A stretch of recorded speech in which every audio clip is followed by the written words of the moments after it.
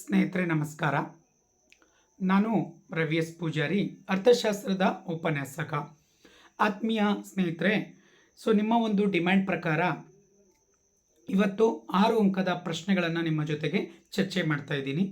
ಭಾಳಷ್ಟು ದಿನಗಳ ಕಾಲದಿಂದ ನಿಮ್ಮೆಲ್ಲ ಡಿಮ್ಯಾಂಡ್ ಇತ್ತು, ವಾರ್ಷಿಕ ಪರೀಕ್ಷೆಗೆ ಇಂಪಾರ್ಟೆಂಟ್ ಪ್ರಶ್ನೆಗಳನ್ನು ಕೊಡಿ ಸರ್ ಅಂತ. ನಾನು ವೆಯ್ಟ್ ಮಾಡ್ತಾ ಇದ್ದೆ, ಕೊಡೋಣ ಅಂಥೇಳಿ. ಇವತ್ತು ನಿಮಗೆ ಒಂದಿಷ್ಟು ಪ್ರಶ್ನೆಗಳನ್ನು, ಇಂಪಾರ್ಟೆಂಟ್ ಆಗಿರುವಂಥ ಪ್ರಶ್ನೆಗಳನ್ನು, ಅಂದರೆ ರಿವೈಸ್ ಕ್ವಶನ್ ಬ್ಯಾಂಕು ಪ್ಲಸ್ ನಮ್ಮ ಒಂದು ಹಳೆಯದಾದಂಥ ಒಂದಿಷ್ಟು ಕ್ವಶನ್ಸ್ಗಳನ್ನೆಲ್ಲ ಇಟ್ಕೊಂಡು ನಿಮಗೆ ಇಷ್ಟು ಕ್ವಶನ್ಸ್ಗಳನ್ನು ನಿಮ್ಗೆ ಪ್ರೊವೈಡ್ ಮಾಡ್ತಾ ಬರ್ತಾಯಿದ್ದೀನಿ ಸ್ನೇಹಿತರೆ. ಇವುಗಳು ನೀವು ಓದ್ಕೊಂಡ್ರೆ ನಿಮಗೆ ಎನ್ಮಲ್ ಎಕ್ಸಾಮಿಗೆ 18 ಮಾರ್ಕ್ಸು ಡೆಫಿನೆಟ್ ಆಗಿ ಬರುತ್ತೆ. ಭಾಗ ಡಿ ಅನ್ನು ನಾನು ಚರ್ಚಿಸ್ತಾ ಇದ್ದೀನಿ. ಇವುಗಳಿಗೆ ನೀವು ಫಸ್ಟು ಪ್ರಯಾರಿಟಿಯನ್ನು ಕೊಟ್ಟು ಇವುಗಳನ್ನು ನೋಡ್ಕೊಳ್ಳಿ. ಹೌದಾ, ಎಷ್ಟು ಪ್ರಶ್ನೆಗಳನ್ನು ಕೊಡ್ತಾ ಇದ್ದೀರಿ ಅಂತ ನಿಮ್ಮ ಕ್ಯೂರಿಯಾಸಿಟಿ ಇದೆ. ಎಷ್ಟು ಅಂತ ಹೇಳುವುದಿಲ್ಲ. ಪ್ರಶ್ನೆಗಳನ್ನು ಹೇಳ್ತಾ ಬಂದಾಗೆ ನಿಮಗೊಂದಿಷ್ಟು ಐಡಿಯಾ ಬರುತ್ತೆ. ಇವು 6 ಅಂಕದ ಪ್ರಶ್ನೆಗಳನ್ನು ನೀವು ಕಂಪಲ್ಸರಿ ಇವುಗಳನ್ನು ನೋಡ್ಕೊಳ್ಳೇಬೇಕು ಸ್ನೇಹಿತರೆ. ಅಪ್ಡೇಟ್ ಆಗಿರುವಂಥ ಪ್ರಶ್ನೆಗಳಿದೆ. ಪ್ರತಿ ವರ್ಷದಂತೆ ನಾನು ಒಂದು 17ರಿಂದ 18 ಪ್ರಶ್ನೆಗಳನ್ನು ಡಿ ಭಾಗದಲ್ಲಿ ಕೊಡ್ತಾ ಇದ್ದೆ. ಅದರಲ್ಲಿ 9 ಪ್ರಶ್ನೆಗಳು ಏನಾಗ್ತಾ ಇತ್ತು ಅಂದರೆ ಭಾಳ ಇಂಪಾರ್ಟೆಂಟ್ ಆಗಿರುವಂಥ ಪ್ರಶ್ನೆಗಳನ್ನು ಲಾಸ್ಟ್ಗೆ ಓದಿಸ್ತಾ ಇದ್ದೆ. ಹೌದಾ, ಅದರಲ್ಲೇ ಏನಾಗ್ತಿತ್ತು, 5ರಿಂದ 6 ಪ್ರಶ್ನೆಗಳು ನಮಗೆ ಎಕ್ಸಾಮಿಗೆ ಬರುವಂಥ ಸಾಧ್ಯತೆಗಳು ಇರ್ತಿತ್ತು. ಹೌದಾ, ಅವಾಗ ನಮಗೆ ಎನ್ವಲ್ ಎಕ್ಸಾಮಿಗೆ 5 ಪ್ರಶ್ನೆಗಳು ಬಂದರೆ ಆ 5ರಲ್ಲಿ 3 ಬರೆಯುವಂಥ ಸಾಧ್ಯತೆಗಳು ಇತ್ತು. ಬಟ್ ಇವಾಗ ವಾಸ್ತವವಾಗಿ ನೋಡಿದಾಗ ಇಲ್ಲೇನಾಗ್ತಾ ಇದೆ, ಇದ್ರದ್ದು ವೈಡೇಜ್ ಸ್ವಲ್ಪ ಜಾಸ್ತಿ ಆಗ್ತಾ ಇದೆ.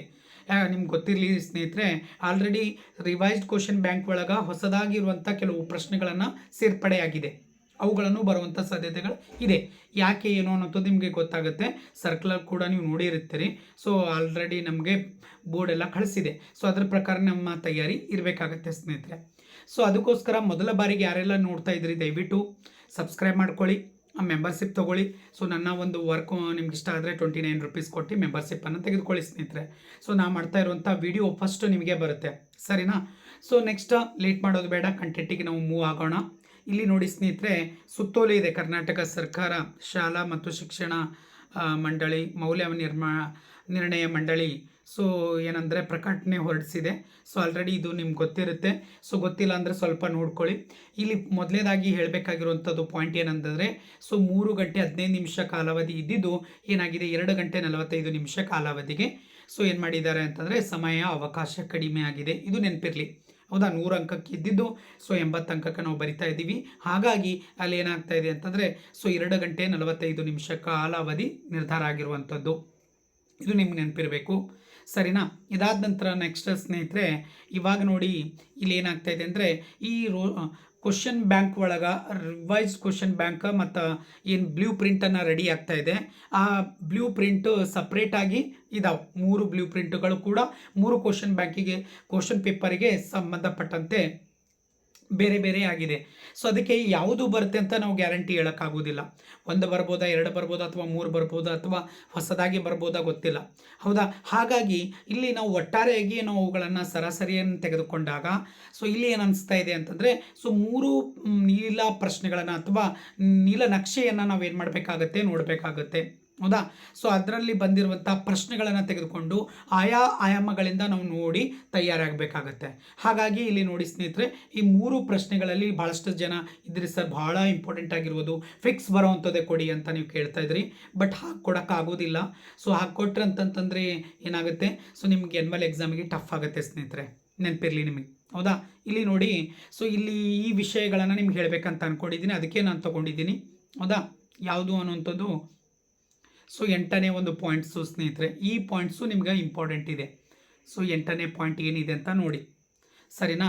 ಪ್ರಶ್ನೆ ಪತ್ರಿಕೆಯನ್ನು ತಯಾರಿಸುವಾಗ ಪಠ್ಯ ಪುಸ್ತಕದಲ್ಲಿ ಮತ್ತು ಪ್ರಶ್ನೆ ಕೋಶದಲ್ಲಿ, ಅಂದರೆ ಕೋಟಿ ಸಮಿತಿ ಅಂತ ಏನು ನಿರ್ಮಾಣ ಆಗಿದೆ ರಿವೈಸ್ ಕ್ವಶನ್ ಬ್ಯಾಂಕ್, ಆಲ್ರೆಡಿ ಅದರಿಂದನೂ ಬರುವಂಥ ಸಾಧ್ಯತೆಗಳಿದೆ. ಸರಿನಾ? ಅಧ್ಯಾಯವಾರು ಕೊಟ್ಟಿರುವ ಪ್ರಶ್ನೆಗಳ ಜೊತೆಗೆ ಹೊಸ ಪ್ರಶ್ನೆಗಳನ್ನು ಕೇಳುವ ಅವಕಾಶವಿದ್ದು ನೋಡಿ ಸ್ನೇಹಿತರೆ, ಮೊದಲನೇ ವಿಡಿಯೋನಲ್ಲಿ ಕೂಡ ನಾನು ಹೇಳ್ತಾ ಬಂದಿದ್ದೀನಿ. ಹೌದಾ, ಹೊಸದಾಗಿರುವಂಥ ಏನು ಹೊಸ ಪ್ರಶ್ನೆ ಪತ್ರಿಕೆ ಇದೆ, ಕೋಟಿ ಕಮಿಟಿ ಇದೆ. ಅದ್ರ ಮುಖಾಂತರ ಏನು ಪ್ರಶ್ನೆಗಳ ಫ್ರೇಮ್ ಮಾಡಿದ್ದಾರೆ, ಅವುಗಳನ್ನು ಕೂಡ ಬರುವಂಥ ಸಾಧ್ಯತೆಗಳು ಇದೆ. ಸದರಿ ಪ್ರಶ್ನೆಗಳ ಪರಿಕಲ್ಪನೆ ಕಾನ್ಸೆಪ್ಟನ್ನು ಪಠ್ಯದಲ್ಲಿರುವಂತೆ ಎಚ್ಚರ ವಹಿಸುವುದು. ಅಂದರೆ ಇಲ್ಲಿ ನೋಡಿ ಸ್ನೇಹಿತರೆ, ಅಂದರೆ ಯಾವುದು ನಮ್ಮ ಒಂದು ಪಠ್ಯಕ್ರಮ ಇದೆ ಅಂತಂದರೆ NCERT ಬುಕ್ ಏನಿದೆ ಅದನ್ನು ನಾವು ಪೂರ್ತಿಯಾಗಿ ಓದಬೇಕಾಗತ್ತೆ. ಸೊ ಕಾನ್ಸೆಪ್ಟ್ಗಳನ್ನ ಅರ್ಥ ಮಾಡ್ಕೋಬೇಕಾಗತ್ತೆ. ಅದ್ರ ತಕ್ಕಂತೆ ನ್ಯೂಮರಿಕಲ್ ಡೇಟಾಸ್ಗಳು ಕೂಡ ಚೇಂಜ್ ಆಗುತ್ತೆ, ಅದನ್ನು ಕೂಡ ಕೊಟ್ಟಿದ್ದಾನೆ. ಅದಕ್ಕೆ ಹೇಳ್ತಾ ಇದ್ದೀನಿ, ಯಾವುದೇ ಕಾರಣಕ್ಕೂ ಪ್ರಶ್ನೆಗಳನ್ನು ಪಠ್ಯಕ್ರಮದಿಂದ ಹೊರತಾಗಿ ಅಂದರೆ ಔಟ್ ಆಫ್ ಸಿಲೆಬಸ್ಸಿಂದ ರಚಿಸಬಾರ್ದು ಅಂತಿದೆ. ಹೌದಾ, ಅದನ್ನು ನೋಡ್ಕೋಬೇಕಾಗತ್ತೆ. ಸೊ ಯಾವುದು ಕಮಿಟಿದವ್ರು, ಸರಿನಾ? ಎಸ್. ನೆಕ್ಸ್ಟ್ ನೋಡಿ, ಇಲ್ಲಿಗೆ ನಾ ಹೇಳಿರುವಂಥ ಪಾಯಿಂಟ್ಸ್ ಬಂತು. ಪಠ್ಯದಲ್ಲಿರುವ ಅಕ್ಷರ ಸಂಯುಕ್ತಾಕ್ಷರ ಬೆಲೆಗಳನ್ನು ಅಂದರೆ ಸೊ ಯಾವುದು ನ್ಯೂಮರಿಕಲ್ ಡೇಟಾಸ್ ಏನಿದಾವ ಆಲ್ಫಾ ನ್ಯೂಮರಿಕಲ್ಸು ಅವೆಲ್ಲನೂ ಕೂಡ ಬದಲಾಯಿಸಬಹುದು, ಸರಿನಾ? ಹೌದು, ನೆನ್ಪಿಟ್ಕೊಳ್ಳಿ, ಅಂಕಿ ಸಂಖ್ಯೆಗಳನ್ನು ಬದಲಾವಣೆ ಆಗುವಂಥ ಸಾಧ್ಯತೆಗಳು ಇರುತ್ತೆ. ನೆಕ್ಸ್ಟ್ ಹಾಟ್ ಕ್ವಶನ್ಸ್ ಅಂತ ಕರಿತಾ ಇದ್ದೀವಿ. So higher order, so thinking skills ಅಂತ ಏನಕ್ಕೆ ಕರಿತಾ ಇದ್ದೀವಿ, ಅವುಗಳು ಯಾವುದೇ ಒಂದು ಇದರಲ್ಲಿ ಕೂಡ ಅವ್ರು ಆಯ್ಕೆ ಮಾಡ್ಕೊಳ್ಬೋದು. ಅದು ಚೂಸ್ ದಿ ಕರೆಕ್ಟ್ ಆನ್ಸರಲ್ಲಿ ಇರ್ಬೋದು, ಫಿಲ್ ಇನ್ ದಿ ಬ್ಲ್ಯಾಂಕ್ಸ್ ಒಳಗೆ ತೊಗೋಬೋದು, ಅಥವಾ ಯಾವುದು ಅಂದರೆ ಮ್ಯಾಚ್ ದಿ ಫಾಲೋವಿಂಗ್ ಆಗಿರ್ಬೋದು, ಒನ್ ವರ್ಡ್ ಆಗಿರ್ಬೋದು, ಯಾವುದೇ ಅವ್ರು ತೊಗೋಬೋದು ಅಂತ. ಹೌದಾ, ಮೊದಲು ಆಗಿರಲಿಲ್ಲ. ಸೊ ಹೋದ ವರ್ಷಕ್ಕೆ ಭಾಳ ಈಸಿಯಾಗಿತ್ತು, ಇವಾಗ ಸ್ವಲ್ಪ ಕಠಿಣ ಆಗಿದೆ ಸ್ನೇಹಿತರೆ. ಅದಕ್ಕೋಸ್ಕರ ಸೊ ಇವೆಲ್ಲ ಕ್ಲಿಯರಾಗಿ ನಮಗೆ ಹೇಳಿರುವಂಥದ್ದು. ಇದನ್ನು ನಾವು ಅರ್ಥಕೊಂಡು ನಾವು ನಮ್ಮ ವಿದ್ಯಾರ್ಥಿಗಳನ್ನು ನಾವು ಮಾಡಬೇಕಾಗಿದೆ. ಸೊ ಆಲ್ರೆಡಿ ಇದು ಸರ್ಕ್ಯುಲರ್ ಎಲ್ಲ ಕಡೆ ಬಂದಿದೆ ಸ್ನೇಹಿತರೆ, ಮೊದಲೇ ಬಂದಿತ್ತು. ಸೊ ಅದು ಗೊತ್ತಿರಲ್ಲ ಒಂದಿಷ್ಟು ವಿದ್ಯಾರ್ಥಿಗಳಿಗೆ, ಹಾಗಾಗಿ ನಾನು ಅದನ್ನು ಹೇಳುವಂಥ ಒಂದು ಕರ್ತವ್ಯ ನನ್ನದಾಗಿದೆ, ಅದಕ್ಕೋಸ್ಕರ, ಸರಿನಾ? ಎಸ್. ಇವಾಗ ನೋಡಿ ಸ್ನೇಹಿತರೆ, ಮೊದಲೇ ಪ್ರಶ್ನೆ ಇವಾಗ ಬರ್ತಾ ಇದೆ, 6 ಅಂಕದ ಪ್ರಶ್ನೆ. ಮೊದಲೇ ಪ್ರಶ್ನೆ ಭಾಳ ಇಂಪಾರ್ಟೆಂಟ್ ಆಗಿರುವಂಥ 2ನೇ ಅಧ್ಯಾಯದಲ್ಲಿ ಬರುವಂಥದ್ದು. ಇಳಿಮುಖ ಸೀಮಾಂತ ತುಷ್ಟಿಗುಣ ನಿಯಮವನ್ನು ಕೋಷ್ಟಕ ಮತ್ತು ರೇಖಾಚಿತ್ರದ ಸಹಾಯದಿಂದ ವಿವರಿಸಿರಿ. ಈ 2ನೇ ಅಧ್ಯಾಯದಲ್ಲಿ ಮೊದಲ ಪ್ರಶ್ನೆ ಭಾಳ ಇಂಪಾರ್ಟೆಂಟ್. ಇದು ನೀವು ಓದಲೇಬೇಕು, ನೆನ್ಪಿಟ್ಕೊಳ್ಳಿ. ನೆಕ್ಸ್ಟ್ 2ನೇ ಪ್ರಶ್ನೆ, ಇದೇ ಚಾಪ್ಟರ್ನಲ್ಲಿ ಔದಾಸೀನ್ಯ ವಕ್ರರೇಖೆಗಳ ಗುಣಲಕ್ಷಣಗಳನ್ನು ರೇಖಾಚಿತ್ರದೊಂದಿಗೆ ವಿವರಿಸಿರಿ ಅಥವಾ ಸ್ಪಷ್ಟೀಕರಿಸಿ ಅಥವಾ ಸ್ಪಷ್ಟಪಡಿಸಿ ಅಂತ. ನೋಡಿ ಸ್ನೇಹಿತರೆ, ಸ್ವಲ್ಪ ಕನ್ನಡ ಒಳಗೆ ಈ ಥರ ಒಂದಿಷ್ಟು ಚೇಂಜಸ್ಗಳು ಮಾಡ್ತಾನೆ, ನೆನಪಿರಲಿ. ಅನುಭೋಗಿ ಆದರ್ಶ ಆಯ್ಕೆಯನ್ನು ರೇಖಾಚಿತ್ರದ ಸಹಾಯದಿಂದ ವಿವರಿಸಿರಿ. ನೋಡಿ ಸ್ನೇಹಿತರೆ, ಇದೇ ಅಧ್ಯಾಯದಲ್ಲಿ ಇದೆ. ನೆಕ್ಸ್ಟ್ ನೋಡಿ, ಇದು ಪ್ರಶ್ನೆನೂ ಕೂಡ ಇಲ್ಲೇ ಇದೆ. 4 ತೊಗೊಂಡಿದ್ದೀನಿ ಸ್ನೇಹಿತರೆ ನಾನು, ಯಾಕಂದರೆ ಹೊಸದಾಗಿರುವಂಥ ಪ್ರಶ್ನೆಯಲ್ಲಿ ಪತ್ರಿಕೆಯಲ್ಲಿ ಇದೂ ಕೂಡ ಇದೆ, ಹಾಗಾಗಿ ಬರುವಂಥದ್ದು ಸಾಧ್ಯತೆ ಇದೆ ಅಂತೇಳಿ ಈ 4ನೇ ಪ್ರಶ್ನೆ ತೊಗೊಂಡಿದ್ದೀನಿ. ಬೇಡಿಕೆಯ ರೇಖೆಯೊಂದಿಗಿನ ಚಲನೆಗಳು ಮತ್ತು ಬೇಡಿಕೆ ರೇಖೆಯಲ್ಲಿನ ಪಲ್ಲಟಗಳನ್ನು 2 ರೇಖಾಚಿತ್ರಗಳೊಂದಿಗೆ ವಿವರಿಸಿರಿ, ಸರಿನಾ? ಸೊ ಈ 3 ಮೇಲ್ಗಡೆ ಇರುವಂಥ ಒಂದು ಪ್ರಶ್ನೆಗಳಿಗೆ ನನ್ನ ಒಂದು ವಿಡಿಯೋ ಇದೆ, ಹೌದಾ? ಸೊ ಇದು 4ನೇ ಒಂದು ಇದು ಇರಲ್ಲ. ಸೊ ನಿಮಗೆ ಬೇಕಂತಂದರೆ ಡಿಮ್ಯಾಂಡ್ ಮಾಡಿ ನಾನು ಅದಕ್ಕೆ ಅಪ್ಲೋಡ್ ಮಾಡ್ತೀನಂತ ಮುಂದಿನ ದಿನದಲ್ಲಿ, ಸರಿನಾ? ಎಸ್. ಇಲ್ಲಾಂದರೆ ನಿಮಗೆ PDF ರೂಪದಲ್ಲಿ ಇರುತ್ತೆ. ಸೊ ಅದನ್ನು ನೋಡ್ಕೊಳ್ಳಿ. ಆಲ್ರೆಡಿ ನಿಮ್ಗೆ ಹೇಳಿದ್ದೀನಿ ಸ್ನೇಹಿತರೆ. ಸೊ ನನ್ನ ಒಂದು ಯೂಟ್ಯೂಬ್ ಚಾನಲ್ಸ್ ಜೊತೆಗೆ ವಾಟ್ಸಪ್ ಗ್ರೂಪ್ನೂ ಇದೆ, ಮತ್ತು ಅದ್ರ ಜೊತೆಗೆ ಟೆಲಿಗ್ರಾಮ್ ಗ್ರೂಪ್ನೂ ಇದೆ. ಸೊ 2ರಲ್ಲಿ ಕೂಡ ನೀವು ಜಾಯಿನ್ ಆಗ್ಬೋದು, ಸರಿನಾ? ಅಲ್ಲಿ ಎಲ್ಲನೂ ಕೂಡ PDF ರೂಪದಲ್ಲಿ ಇರುತ್ತೆ, ಸರಿನಾ? ಎಸ್. ನೆಕ್ಸ್ಟ್ ನೋಡಿ ಸ್ನೇಹಿತರೆ, ಸೊ ಬೇಡಿಕೆ ರೇಖೆಯೊಂದಿಗಿನ ಚಲನೆಗಳು ಮತ್ತು ಇದು ಆಯ್ತಲ್ಲ 4ನೇ ಇದೇ ಇದರಲ್ಲಿ ಬರುತ್ತೆ. ನೆಕ್ಸ್ಟ್ ವಿವಿಧ ಅಲ್ಪಾವಧಿ ವೆಚ್ಚಗಳನ್ನು ಹೆಸರಿಸಿ, ಹೌದಾ? ಸೊ ಆಲ್ರೆಡಿ ನಿಮ್ಗೆ ಗೊತ್ತಿದೆ. ಸೊ ಪ್ರೊಡಕ್ಷನ್ ಆ್ಯಂಡ್ ಕಾಸ್ಟ್ ಒಳಗೆ ಬರುವಂಥ ಅಧ್ಯಾಯದಲ್ಲಿ ಬರುವಂಥದ್ದು ಉತ್ಪಾದನೆ ಮತ್ತು ವೆಚ್ಚ. ಅದೇ ಚಾಪ್ಟರ್ನಲ್ಲಿ ಇಲ್ಲಿ ಒಂದು ನ್ಯೂಮರಿಕಲ್ ಡೇಟಾ ಆಗಿರುವಂಥ ಒಂದು ಪ್ರಾಬ್ಲಮೆಟಿಕ್ ಇರುವಂಥ ಒಂದು ಪ್ರಶ್ನೆ ತೊಗೊಂಡಿದ್ದೀನಿ, ಇದು ನೆನಪಿರಲಿ. ಒಂದು ಉದ್ಯಮ ಘಟಕ, ಹೌದಾ, SMC ವಿವರ ಪಟ್ಟಿ ಈ ಕೆಳಗಿನಂತಿದೆ ಅಥವಾ ಈ ಕೋಷ್ಟಕದಲ್ಲಿ ನೀಡಲಾಗಿದೆ, ಹೌದಾ? TFC ರೂಪಾಯಿ 100 ಇದ್ದಾಗ ಅಂತ. ಸೊ ಇಲ್ಲಿ ಏನೂ ಚೇಂಜ್ ಆಗ್ಬೋದು ಸ್ನೇಹಿತರೆ ಆಲ್ರೆಡಿ, ಹೌದಾ? 100 ಇದ್ದಲ್ಲಿ 500 ಕೊಡ್ಬೋದು TFC, ಹೌದಾ? ಅದಾದ ನಂತರ ಉದ್ಯಮ ಘಟಕದ TVC total variable cost, TC ಒಟ್ಟು ವೆಚ್ಚ, total average variable cost, SAC short run average ಕಾಸ್ಟ್ಗಳ ವಿವರ ಪಟ್ಟಿಯನ್ನು ಕಂಡುಹಿಡಿಯಿರಿ ಅಂತ ಕೆಳಗಡೆ ಈ ಡೇಟಾ ಇದೆ. ಈ ಡೇಟಾ ತೊಗೊಂಡು ಮಾಡ್ಬೋದು, ಬೇರೆ ಡೇಟಾನು ಕೊಡ್ಬೋದು ಆ್ಯನ್ಯುವಲ್ ಎಕ್ಸಾಮ್ನಲ್ಲಿ, ನೆನಪಿರಲಿ. ನೆಕ್ಸ್ಟ್ ನೋಡಿ, ಪರಿಪೂರ್ಣ ಪೈಪೋಟಿ, ನೆನಪಿಟ್ಕೊಳ್ಳಿ. ಮಾರುಕಟ್ಟೆಯಲ್ಲಿ ಉದ್ಯಮ ಘಟಕವೊಂದರ ಒಟ್ಟು ಆದಾಯ TR ಮತ್ತು ಸರಾಸರಿ ಆದಾಯವನ್ನು ಕುರಿತು ರೇಖಾಚಿತ್ರದ ಸಹಾಯದಿಂದ ವಿವರಿಸಿರಿ. ಸೊ ಅದಾದ ನಂತರ ನೆಕ್ಸ್ಟ್ 4ನೇ ಅಧ್ಯಾಯದಲ್ಲಿ ಬರುವಂಥದ್ದು, ಸೊ ಉದ್ಯಮ ಘಟಕದ ಅಲ್ಪಾವಧಿ ಪೂರೈಕೆ ರೇಖೆಯನ್ನು ರೇಖಾಚಿತ್ರದ ಸಹಾಯದಿಂದ ವಿಶ್ಲೇಷಿಸಿ. ನೆಕ್ಸ್ಟ್ ಅದೇ ಒಂದು ಅಧ್ಯಾಯದಲ್ಲಿ ಬರುತ್ತೆ. ಸೊ ಮಾರುಕಟ್ಟೆ ಪೂರೈಕೆ ರೇಖಾಚಿತ್ರದೊಂದಿಗೆ ವಿವರಿಸಿರಿ, ಹೌದಾ? ಸೊ S1 S2 SM ಅಂತ, ಸರಿನಾ? ಆ ರೇಖಾಚಿತ್ರ. ನೆಕ್ಸ್ಟ್ ನೋಡಿ, ಈಗ 5ನೇ ಅಧ್ಯಾಯದಲ್ಲಿ ಬರುವಂಥ ಪ್ರಶ್ನೆ ಇದು, ನೆನಪಿಟ್ಕೊಳ್ಳಿ ಸ್ನೇಹಿತರೆ, ಹೌದಾ? ಸೊ ಮಾರುಕಟ್ಟೆಯಲ್ಲಿ ಸ್ಥಿರ ಸಂಖ್ಯೆಯ ಉದ್ಯಮ ಅಥವಾ ಉದ್ಯಮೆ ಘಟಕಗಳಿದ್ದಾಗ ಮಾರುಕಟ್ಟೆಯ ಸಮತೋಲನವನ್ನು ರೇಖಾಚಿತ್ರದ ಸಹಾಯದಿಂದ ವಿವರಿಸಿರಿ, ಹೌದಾ? ಫಿಕ್ಸ್ ನಂಬರ್ ಆಫ್ ಫರ್ಮ್ಸ್ ಅಂತ ಏನು ಕರಿತಾ ಇದ್ದೀವಿ ಅದು. ಸೊ ನೆನ್ಪಿಟ್ಕೊಳ್ಳಿ. ನೆಕ್ಸ್ಟ್ ನೋಡಿ ಸ್ನೇಹಿತರೆ, ಸೊ ಈ ಇಕ್ವೇಷನ್ಸು ನಾನೇನು ಮಾಡಿದ್ದೀನಿ, ಹೊಸದಾಗಿ ಬಂದಿರುವಂಥದ್ದು ರಿವೈಸ್ ಕ್ವಶನ್ ಬ್ಯಾಂಕ್ ಒಳಗೆ. ಇದು ಆಲ್ರೆಡಿ ನಾನು ಅಪ್ಲೋಡ್ ಮಾಡಿದ್ದೀನಿ ವಿಡಿಯೋ, ನೋಡ್ಕೊಳ್ಳಿ ನೀವು, ಸರಿನಾ. ಅಲ್ಲಿಗೆ ಆನ್ಸರ್ ಎಲ್ಲ ಮಾಡಿದ್ದೀನಿ. ಉಪ್ಪಿನ ಬೇಡಿಕೆ ಮತ್ತು ಪೂರೈಕೆ ರೇಖೆಗಳನ್ನು QD = 100 - P ಮತ್ತು QS = 70 + 2P ಎಂದು ಕೊಡಲಾಗಿದೆ. ಹೌದಾ.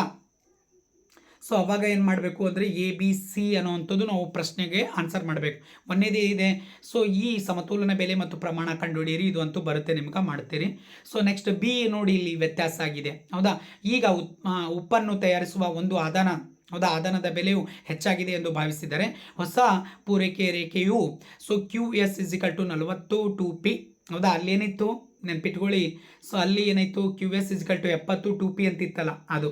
ಸೊ ಇವಾಗ ಏನಾಗಿದೆ ಅಂತ QS = ಸೊ ಏನಾಗಿದೆ 40 2P ಅಂತ ಆಗಿದೆ. ಹೌದಾ. ಸೊ ಆಗುತ್ತೆ. ಸೊ ಹಾಗಾದರೆ ಸಮತೋಲನ ಬೆಲೆ ಮತ್ತು ಪ್ರಮಾಣಗಳನ್ನು ಹೇಗೆ ಬದಲಾಗುತ್ತದೆ ಅನ್ನೋದು ತಿಳಿಸಿ ಅಂತ. ನೆಕ್ಸ್ಟ್ ಇದಾದ ನಂತರ 3ನೇ C ಆಪ್ಷನ್ ಕೇಳಿದ್ದಾನೆ. ಉಪ್ಪಿನ ಪ್ರತಿ ಘಟಕದ ಮೇಲೆ ಸರ್ಕಾರವು 3 ರೂಪಾಯಿಗಳಷ್ಟು ತೆರಿಗೆಯನ್ನು ವಿಧಿಸಿದೆ ಎಂದುಕೊಳ್ಳೋಣ. ಸೊ ಇದು ಏನಾಗ್ತಾ ಇದೆ ಅಂದರೆ ಸಮತೋಲನ ಬೆಲೆ ಮತ್ತು ಪ್ರಮಾಣಗಳ ಮೇಲೆ ಹೇಗೆ ಪರಿಣಾಮ ಬೀರುತ್ತದೆ ಅನ್ನೋದು ವಿವರಿಸಬೇಕಂತ ನೋಡಿ ಸ್ನೇಹಿತರೆ. ಹೌದಾ. ಇದ್ರ ಬಗ್ಗೆ ವಿಡಿಯೋ ಕೊಟ್ಟಿದ್ದೀನಿ, ನೋಡ್ಕೊಳ್ಳಿ.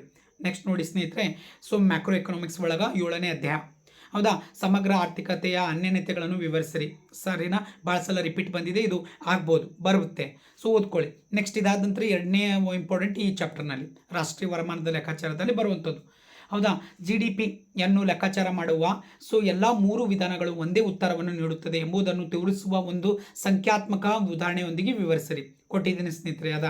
ಸೊ ನೋಡ್ಕೊಳ್ಳಿ. ಇದಾದ ನಂತರ ಸೊ ಇದು ಹೊಸದಾಗಿ ಸೇರ್ಪಡೆಗೊಂಡಿರುವಂಥ ಪ್ರಶ್ನೆ ಸ್ನೇಹಿತರೆ, ಇದು ನಿಮ್ಗೆ ನೆನಪಿರಲಿ. ಹೌದಾ. ನೋಡಿ ಇಲ್ಲಿ. ಸೊ ಇಲ್ಲೇನಿದೆ ಅಂತ ಸ್ವಲ್ಪ ಚಿಕ್ಕದು ಮಾಡ್ಕೊಳ್ಳ, ಯಾಕಂದರೆ ನಿಮಗೆ ಈ ಪ್ರಶ್ನೆ ಕಾಣದೆ ಹೋಗ್ಬೋದು. ಓಕೆ, ಇಲ್ಲಿದೆ ನೋಡಿ. ಒಂದು ನಿರ್ದಿಷ್ಟ ವರ್ಷದಲ್ಲಿ ಒಂದು ದೇಶದ GDP ಎಟ್ ಮಾರ್ಕೆಟ್ ಪ್ರೈಸ್ ಅಂತ ಕರಿತಾ ಇದ್ದೀವಿ, MP, ಇವು 1,000 ಕೋಟಿ ರೂಪಾಯಿ ಇದೆ ಎಂದುಕೊಳ್ಳೋಣ. ಹೌದಾ. ಸೊ ವಿದೇಶಗಳಿಂದ ನಿವ್ವಳ ಉತ್ಪಾದನಾಂಗ NFIA ಸೊ ರೂಪಾಯಿ 100 ಕೋಟಿ ಇದೆ. ಹೌದಾ. ಸವಕಳಿ ವೆಚ್ಚ 250 ಕೋಟಿ. ನಿವ್ವಳ, ಹೌದಾ, ಪರೋಕ್ಷ ತೆರಿಗೆ ಮೌಲ್ಯ NIT ರೂಪಾಯಿ 200 ಕೋಟಿ ಇದೆ. ಹಾಗಾದರೆ ಈ ಕೆಳಗಿನವುಗಳನ್ನು ಉತ್ತರಿಸಿ. ನೋಡ್ರಿ. ಸೊ ಇಲ್ಲಿ ABCDEF ಅಂತ ಕೊಟ್ಟಿದ್ದಾನೆ. ಇವುಗಳನ್ನೆಲ್ಲ ಕಂಡುಹಿಡಿತಾ ಬರಬೇಕು. ಇದ್ರ ಮೇಲೂ ಕೂಡ ವಿಡಿಯೋ ಅಪ್ಲೋಡ್ ಆಗಿದೆ, ಸೊ ನೋಡ್ಕೊಳ್ಳಿ. ಹೌದಾ. ಎಸ್. ನೆಕ್ಸ್ಟ್ ನೋಡಿ. ಸೊ ವಾಣಿಜ್ಯ ಬ್ಯಾಂಕ್ಗಳ ಠೇವಣಿ ಮತ್ತು ಸಾಲ ಮತ್ತು ಪತ್ತು ನಿರ್ಮಾಣ ಪ್ರಕ್ರಿಯೆ ಮೇಲೆ ಅಕ್ಕಸಾಲಿಗನ ಲಾಲಕತೆ, ಇದನ್ನು ಕೂಡ ವಿಡಿಯೋ ಅಪ್ಲೋಡ್ ಆಗಿದೆ ಸ್ನೇಹಿತರೆ, ನೋಡ್ಕೊಳ್ಳಿ. ಸೊ ನಿಮಗೆ ಮತ್ತೇನಾದರೂ ಬೇಕಂತಂದ್ರೆ ನಾನು ಮುಂದಿನ ದಿನದಲ್ಲಿ ಕೊಡ್ತೀನಿ. ನೆಕ್ಸ್ಟ್ ಮಾರುಕಟ್ಟೆ, ಮುಕ್ತ ಮಾರುಕಟ್ಟೆ ಕಾರ್ಯಾಚರಣೆ ಮನಿ ಆ್ಯಂಡ್ ಬ್ಯಾಂಕಿನಲ್ಲೇ ಬರುತ್ತೆ, ಇದೂ ಕೂಡ, ಸರಿನಾ. ಎಸ್. ನೆಕ್ಸ್ಟ್ ನೋಡಿ, ಅಧ್ಯಾಯ ಸಂಖ್ಯೆ ಎಷ್ಟಾಗುತ್ತೆ, 9, ಸರಿನಾ. 9 10 ಸ್ನೇಹಿತರೆ, ಸರಿನಾ. ಈ ನೆಕ್ಸ್ಟ್ ಅಧ್ಯಾಯದಲ್ಲಿ ಬರುತ್ತೆ ನೋಡಿ. ಸೊ ಆದಾಯ ಮತ್ತು ಉತ್ಪಾದನೆ ಮೇಲೆ ಸಮಗ್ರ ಬೇಡಿಕೆಯಲ್ಲಿನ ಸ್ವಾಯತ್ತ ಬೇಡಿಕೆಯಲ್ಲಿನ ಸ್ವಾಯತ್ತ ಬದಲಾವಣೆ ಪರಿಣಾಮವನ್ನು ವಿಶ್ಲೇಷಿಸಿ. ನೋಡಿ, ಭಾಳ ಇಂಪಾರ್ಟೆಂಟ್ ಇದೆ. ಸೊ ಇದನ್ನು ಕೂಡ ಕೇಳುವಂಥ ಸಾಧ್ಯತೆ ಇದೆ, ಅದಕ್ಕೆ ಕೊಟ್ಟಿದ್ದೀನಿ ಸ್ನೇಹಿತರೆ. ನೆಕ್ಸ್ಟ್ ನೋಡಿ, ತೆರಿಗೆಗಳ ಬದಲಾವಣೆಯಿಂದ ಅನುಭೋಗ ಮತ್ತು ಉತ್ಪನ್ನದಲ್ಲೇ ಮೇಲಾಗುವ ಪರಿಣಾಮವನ್ನು ರೇಖಾಚಿತ್ರದೊಂದಿಗೆ ವಿಶದೀಕರಿಸಿರಿ ಅಥವಾ ವಿಶ್ಲೇಷಿಸಿ ಅಂತ. ನೆಕ್ಸ್ಟ್ ನೋಡಿ, ಸಾರ್ವಜನಿಕ ವೆಚ್ಚದ ವರ್ಗೀಕರಣ ತಿಳಿಸಿ. ಹೌದಾ. ಸೊ ಇದು ಲಾಸ್ಟ್ ಯಾವುದು ಅಂದರೆ ಇದ್ರ ಗವರ್ನಮೆಂಟ್ ಬಜೆಟ್ ಇದೆಯಲ್ಲ ಅದರಲ್ಲಿ. ಹೌದಾ. 10ನೇ ಅಧ್ಯಾಯದಲ್ಲಿ.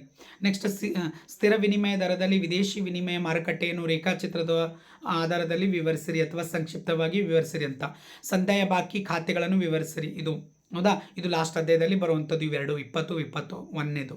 ಹೌದಾ. ಟೋಟಲ್ ನಿಮ್ಗೆ 21 ಕೊಟ್ಟಿದ್ದೀನಿ. ಇಷ್ಟು ಓದಬೇಕಾ ಅಂತ ನಿಮ್ಮ ಮೈಂಡ್ ಬರ್ಬೋದು. ಇದು ಯಾಕಂದರೆ ಈ ಸಲ ತುಂಬ ಡಿಫಿಕಲ್ಟೀಸ್ ಇದೆ ಸ್ನೇಹಿತರೆ. ಸೊ ನಿಮ್ಮ ಹತ್ರ ಟೈಮ್ ಇಲ್ಲ, ದಯವಿಟ್ಟು ಇಷ್ಟು ನೀವು ರೆಡಿ ಆಗಲೇಬೇಕು. ಆದರೆ ನಿಮ್ಗೆ 5 ಪ್ರಶ್ನೆಗಳು ಸಿಗುತ್ತೆ, 5ರಲ್ಲಿ ನೀವು 3 ಬರಿಬೋದು.